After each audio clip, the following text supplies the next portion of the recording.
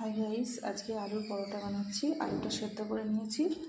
এর মধ্যে আদা কুচি, লবণ, লঙ্কা কুচি, পেঁয়াজ, চাট মশলা দিয়ে আলুটাকে মেখে নেব।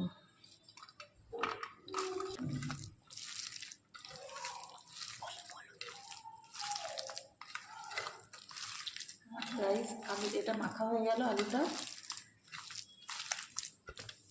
মাখা হয়ে গেছে। এবার আটাটা মেখে নেব। এটা দিয়ে দেবো। গাইস, একটু জোয়ান দিয়ে দেবো।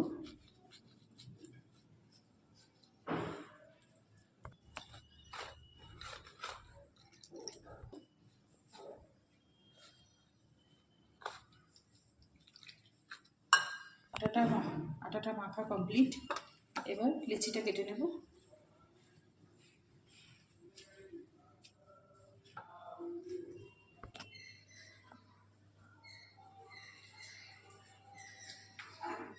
আলুর পুরটা ভরে দেব।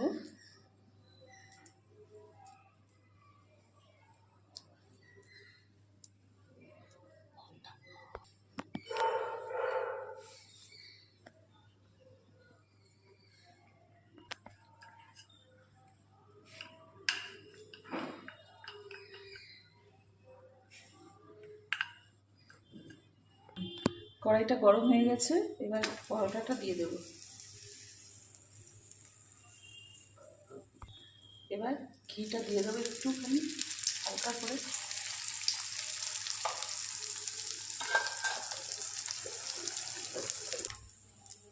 পরোটাটা ভাজা কমপ্লিট। ফাইনালি দই আর টমেটো কেচাপ দিয়ে পরোটা।